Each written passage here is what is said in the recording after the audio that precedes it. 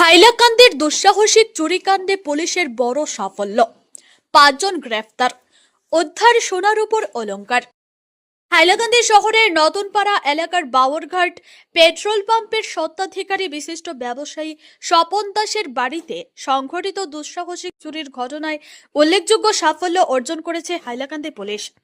ঘটনার গুরুত্ব বিবেচনা করে শুরু হওয়া নিবিড় তদন্ত ও ধারাবাহিক অভিযানের ফলে ৫ জনকে গ্রেফতার করা হয়েছে।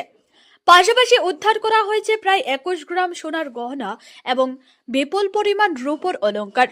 পুলিশ সূত্রে জানা গেছে, গ্রেফতার হওয়া ব্যক্তিরা হলেন রাঙ্গাউটি গ্রামের রিজু আহমেদ মজুমদার, বাহাদুরপুরের আকবর হোসেন লস্কর, গাংপার ধুমকর এলাকার ই রিক্সা চালক জাবেদুল হক, একই এলাকার প্রসেনজিৎ রায় এবং হাইলাকান্দি শহরের সিরাজপট্টি এলাকার তাজমহল জুয়েলার্সের স্বত্বাধিকারী নাহারুল ইসলাম বরভুইয়া।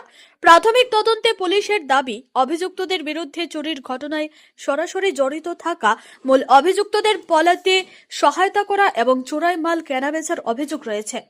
তদন্তে বেশ কিছু গুরুত্বপূর্ণ তথ্য পুলিশের হাতে এসেছে বলে জানা গেছে। তবে চুরি হওয়া নগদ অর্থ এবং আরও কিছু মূল্যবান সোনার গয়না এখনো উদ্ধার করা সম্ভব হয়নি।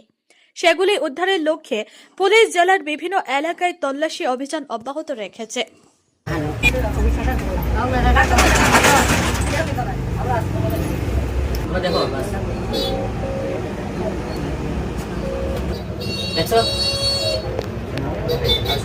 ঠিক আছে রং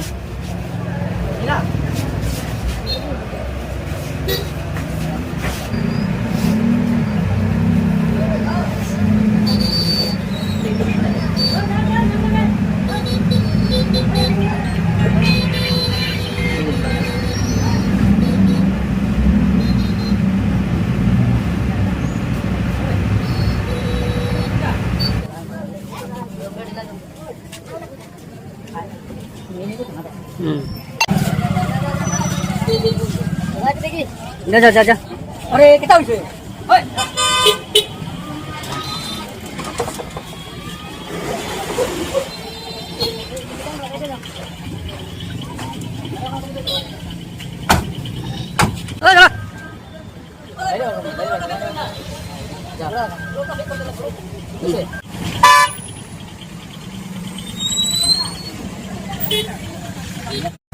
আমার নাম পবন কুমার সিং।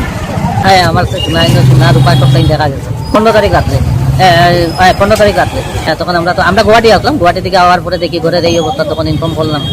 হাইলাকান্দি পুলিশ সুন্দর রেসপন্স দিছে, তারা যে সাকসেস হয়েছে এটাই আমি পুলিশ প্রশাসনকে ধন্যবাদ জানাই, জাস্টিফাই করছি। ঠিক আছে, ওটাই।